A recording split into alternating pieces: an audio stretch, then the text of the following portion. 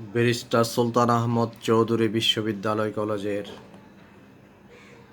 একাদশ শ্রেণীর ছাত্রছাত্রীবৃন্দ,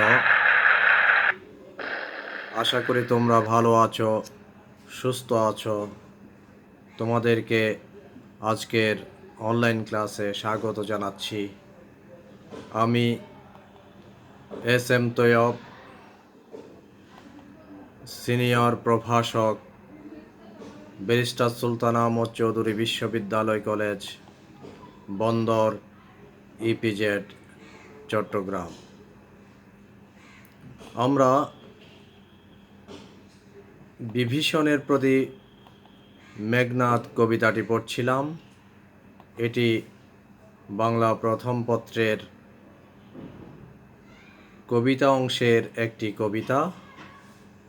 এই কবিতাটি বিগত বেশ কয়েকটি পর্বে আমরা পড়েছি, আর এই কবিতাটির নাম হচ্ছে বিভীষণের প্রতি মেঘনাদ। আমরা এই কবিতার আজকে আরেকটি অংশ, কবিতার বাকি অংশটুকু আজকে শেষ করব। তার আগে আমরা গত ক্লাসে যেখানে শেষ করেছিলাম সে অংশটুকু দেখে নিই। আমরা শেষ করেছিলাম এই অংশতে, তোমরা স্ক্রিনে দেখতে পাচ্ছ। দেবদৈত্য নররণে সচক্ষে দেখেছ রক্ষশ্রেষ্ঠ পরাক্রম দাসের। কি দেখি ভরিবে দাস হেন দুর্বল মানবে, নিকুম্বিলা যজ্ঞাগারে প্রগলবে পশিবল দম্বি, আজ্ঞা কর দাসে শাস্তি নরাদমে। মেঘনাদ তার চাচা বিভীষণকে বলেছিল, আমাকে আদেশ করো, আমি নরাদমকে, মানুষের মধ্যে যে অধম, সেই নিচু জাতের মানুষকে আমি শাস্তি বিধান করি। সে কিভাবে নিকুম্ভিলা যজ্ঞাগারে প্রবেশ করল দম্ভ করে, আমি তাকে উচিত শিক্ষা দেব। এই পর্যন্ত আমরা গত ক্লাসে পড়েছিলাম। আজকের ক্লাসে আমরা চলো কবিতার বাকি অংশটুকুন পড়ি, এবং এই অংশে আমরা দেখতে পাচ্ছি কবি লিখেছেন, তব জন্মপুরে তাত পদার্পণ করে বনবাসী, হে বিধাত নন্দন কাননে ভ্রমে দুরাচার দত্ত, প্রফুল্ল কমলে কীটবাস, কহ তাত সহিব কেমনে হেন অপমান আমি, ভাতৃপুত্র তব তুমিও হে রক্ষমণি সহিছ কেমনে, মহামন্ত্র বলে যথা নম্রশির ফণি, মলিন বদন লাজে উত্তরিলা রথি, রাবণ অনুজ লক্ষ্মী রাবণ আত্মজে, নহি দোষী আমি বৎস বৃথা ভৎস মোরে। বলছে এখানে দেখো, তব জন্মপুরে, বিভীষণকে মেঘনাদ বলছে, চাচা হে তাত, তোমার জন্মভূমিতে বনবাসী, বনে বসবাসকারী এমন নিচু জাতে মানুষ কেমনে প্রবেশ করল। হে বিধাত নন্দন কাননে ভ্রমে দুরাচার দত্ত, হে আল্লাহ, হে স্রষ্টা, নন্দন কাননে বেহেস্তের বাগানে ভ্রমণ করছে, ভ্রমে অর্থ হচ্ছে ভ্রমণ করছে, দুরাচার দত্ত, পাপিষ্ট দত্ত, দুরাচার দত্ত কি এই বেহেস্তের বাগানে ভ্রমণ করছে। প্রফুল্ল কমলে কীটবাস, ঠিক একটি পদ্ম ফুলে যেভাবে পোকা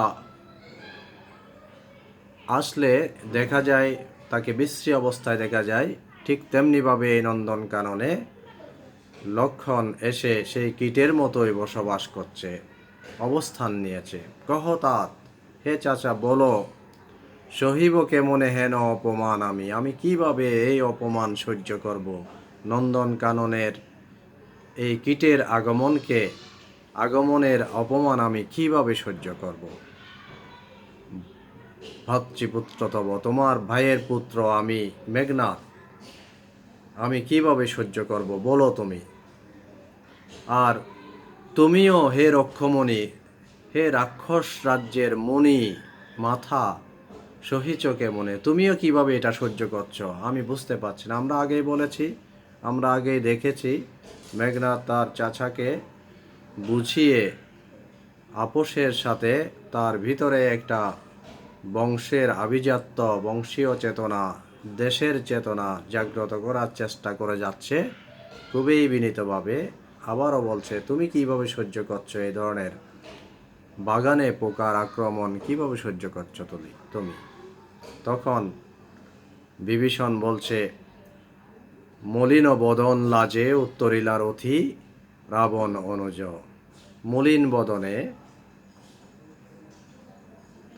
কালো মুখে, লজ্জায় লজ্জায় কালো মুখে উত্তরিলা রথি, রথ চালনা করে যে তাকে বলা হয় রথি, এখানে হচ্ছে রাবণ অনুজ মানে হচ্ছে বিভীষণ। বিভীষণকে বলে যে তুমি কিভাবে, বিভীষণ এই লাজের সাথে, লজ্জার সাথে, মলিন বদনে, মলিন চেহারায় কি করছে, রক্ষী রাবণ আত্মজে। রাবণ আত্মজ হচ্ছে মানে মেঘনাদ, মেঘনাদকে লক্ষ্য করে বলছে, নহি দোষী আমি দোষী নই বৎস, হে আমার বৎস ছেলে, আমি দোষী নই। বৎস অর্থ হচ্ছে ছেলে। বৃথা বৎস মোরে, তুমি আমাকে বৃথা ভৎসনা করছ, তিরস্কার করছ।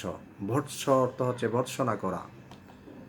পরের অংশে আমরা চলে যাচ্ছি, তুমি আমাকে বৃথা ভৎসনা করছ। নিজ কর্ম দোষে হাই মজাইলা এ কনক লঙ্কা রাজা মজিলা আপনি, নিজের কর্মের দোষেই মজাইলা বিপদগ্রস্ত করলে এ কনক লঙ্কা রাজা। এই স্বর্ণ, কনক অর্থ হচ্ছে স্বর্ণ, লঙ্কা হচ্ছে লঙ্কাপুরী, লঙ্কাপুরীর এই স্বর্ণ লঙ্কাপুরীর রাজা রাবণ নিজের দোষেই কি করেছে, আপন দোষেই এই বিপদ ডেকে এনেছে। মজাইলা অর্থ হচ্ছে বিপদ ডেকে আনা। মজিলা আপনি, তুমিও সেই দোষেই বিপদে পড়েছ, আমার এখানে কোনো দোষ নেই। বিরত সতত পাপে দেবকুল, দেবকুল দেবের বংশ, দেব দেবতার বংশ সবসময় কি থাকে, পাপ থেকে দূরে থাকে। তোমাদের কারণে, তোমার বাবার কারণে, রাজা রাবণের কারণে এখানে বিপদ আসছে, তার পাপে এখানে তার কর্মদোষে এখানে বিপদে আসছে। তো দেবতারা এই পাপ কাজ থেকে দূরে থাকে সব সময়। এবে পাপ পূর্ণ লঙ্কাপুরী, এখন লঙ্কাপুরী হচ্ছে পাপে পূর্ণ। এই পাপটা কি তোমাদের মনে আছে, সীতাকে অপহরণ করে এনেছে রাবণ, সেজন্যেই সেটাকে বিভীষণ বলছে পাপ। প্রলয়ে যেমতি বসুধা ডুবিছে লঙ্কায় কালো সলরে, প্রলয় আসলে, ধ্বংস আসলে যেভাবে পৃথিবী ধ্বংস হয়ে যায়, ঠিক তেমনিভাবে এই লঙ্কাও, লঙ্কাপুরীও বিপদের পানিতে, কালো ছলিলে বিপদের পানিতেই ডুবে গেছে। পৃথিবী যেভাবে প্রলয় আসলে, ধ্বংস আসলে ডুবে যায়, ঠিক তেমনিভাবেই ডুবে যাচ্ছে এই লঙ্কা। রাঘবের পদাশ্রয়ে রক্ষার্থে আশ্রয়ীতেই আমি, সেজন্যেই আমি রাঘবের, রাঘব মানে হচ্ছে আগেই বলেছি তোমাদেরকে, রামচন্দ্রকে বোঝানো হচ্ছে, আমি রাঘবের পদতলে আশ্রয় নিয়েছি আমাকে রক্ষা করতে। পর দোষে কে চাহে মজিতে, আরেকজনের দোষে কে বিপদে পড়তে চায়। আমিও লঙ্কার রাজার, আমার ভাই রাবণের দোষে আমি বিপদে পড়তে চাই না, সেজন্যই আমি রাঘবের পদের আশ্রয় নিয়েছি। একথা শুনে বিভীষণ যখন এই কথাগুলো বলল, আমি পক্ষ নিয়েছি রামচন্দ্রের তোমাদের দোষে, তখন রুশিলারা বাসব ত্রাস, রুশিলা মানে রাগ করল, রেগে উঠল, বাসব ত্রাস, বাসবদের যে ভয়ের কারণ, এখানে মেঘনাদকেই বোঝানো হয়েছে। সে রাগে বলে উঠল, গম্ভীরে যেমতি নিশীতে অম্বরে মন্দ্রে, জিমুতেন্দ্র কপি কহিলা বীরেন্দ্র বলি ধর্মপথগামী। গভীর রাত্রে যেভাবে আকাশে মেঘের গর্জনের সময় অস্ত্রের আওয়াজ উঠলে যেভাবে আওয়াজ হয়, সেভাবে অস্ত্রের আওয়াজ তুলেই বীরেন্দ্র বলি মানে হচ্ছে মেঘনাদ, মেঘনাদ বলে উঠল, তুমি ধর্মপথগামী, তুমি ধর্মত্যাগী মানুষ, ধর্মত্যাগ করেছ, তোমার বংশের ধর্মত্যাগ করেছ। তারপরে বলছে কি, হে রাক্ষস রাজানুজ, বিখ্যাত জগতে তুমি তুমি এই জগতে বিখ্যাত হয়ে থাকবে। রাক্ষস রাজানুজ হচ্ছে বিভীষণ, রাক্ষস রাজের অনুজ ভাই। এটার অর্থ হচ্ছে রাজানুজ। এখানে বিভীষণকে বলা হচ্ছে তুমি জগতে বিখ্যাত হয়ে থাকবে। কি জন্য?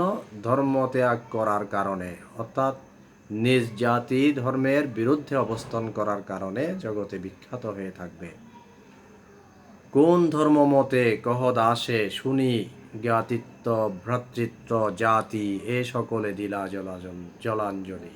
কোন ধর্ম মতের কারণে, কোন ধর্ম বিশ্বাসে তুমি তোমার জাতিত্ব বিশ্বাস দিয়েছ, ভ্রাতৃত্ব ভাইয়ের জাতি সব কিছুকে তুমি বিসর্জন দিয়েছ, সব বিসর্জন দিয়েছ, আমাকে বুঝাও। শাস্ত্রে বলে গুণবান যদি পরজন, গুণহীন স্বজন তথাপি নির্গুণ স্বজন শ্রেয় পর সদা। শাস্ত্রে বলে যে গুণবান পরজন যদি অন্যজন, বিপক্ষ শক্তি যতই গুণবান হোক, স্বজন নির্জ্ঞান হলেও, জ্ঞানহীন হলেও, নির্জন নির্গুণ স্বজন এই পরজন চেয়ে শ্রেয়। এটা সবসময় পর সদা মানে হচ্ছে এটা সব সময় চিরন্তন নিয়ম। আপনজন কখনো পর হয় না, পর কখনো আপন হয় না। নির্গুণ আপনে হচ্ছে সবচাইতে বড় আপন। এই শিক্ষা হে রক্ষবর বিভীষণকে বলছে, কোথায় শিখিলে? তুমি কোথায় শিখতে পেয়েছো শিক্ষা? তোমাকে কে দিয়েছে শিক্ষা? কোন ধর্ম তোমাকে এই শিক্ষা দিয়েছে? কোথায় পেয়েছো তুমি এই শিক্ষা? আপনজনকে ত্যাগ করে পরজনের দাস হবে, এটা কিভাবে তুমি পারলে? কিন্তু এতক্ষণে মেঘনাদ বুঝে গেল তাকে, ওই চাচাকে, যে বিপদগামী, ধর্মত্যাগী, জাতি ত্যাগী, আপন ভাই ত্যাগী, ভাইপো ত্যাগী, তাকে বুঝিয়ে লাভ নেই। তাই সে বলছে, কিন্তু বৃথা গঞ্জিত মা, আমি তোমাকে যে তিরস্কার করছি এটা বৃথা, এটার কোনো মূল্য নাই। এটা আমি বুঝতে পেরেছি, তোমাকে এতক্ষণ যা আমি তিরস্কার করলাম এটা একটি বৃথা চেষ্টা। হেন সহবাসে হে পিতৃব্য, বর্বরতা কেন না শিখিবে? এ ধরনের নিচু জাতের মানুষের সঙ্গ পেলে, নিচু জাতের মানুষের সাথে চলাফেরা করলে এই বর্বরতাই শিখবে, এই ধরনের অন্যায়ই শিখবে তুমি। গতি যার নিচ সহ, নিচ সে দুর্মতি। যে দুর্জনের সাথে চলে, নিচু জাতের সাথে চলে, সে দুর্মতি হয়, অর্থাৎ নিচু প্রকৃতিরে হয়, নিচু মনেরে হয়। এটাই হচ্ছে শাশ্বত সত্য। এখানেই এই কবিতা শেষ হয়েছে। আমরা এই কবিতাটি শুরু থেকে শেষ পর্যন্ত লাইন বাই লাইন পড়ে শব্দের অর্থগুলো বোঝার চেষ্টা করেছি এবং কবিতার মর্মার্থ বোঝার চেষ্টা করেছি। আশা করি তোমরা কবিতাটি বুঝতে পেরেছ এবং এই কবিতা থেকে প্রশ্ন আসলে আশা করি তোমরা উত্তর দিতে পারবে। আগামী ক্লাসে আমরা শুধুমাত্র কিছু প্রশ্ন এবং সৃজনশীল প্রশ্ন এবং বহু নির্বাচনী প্রশ্ন নিয়ে আলোচনা করব। আশা করি তোমরা এই কবিতাটি তোমাদের কাছে সহজ একটি কবিতা বলে মনে হবে এবং এই কবিতা থেকে যেসব প্রশ্ন আসবে এগুলোর উত্তর দিতে পারবে। তোমাদেরকে অনেক অনেক ধন্যবাদ এবং আগামী ক্লাসে অংশগ্রহণের আমন্ত্রণ জানিয়ে এখানে শেষ করছি। আল্লাহ হাফেজ।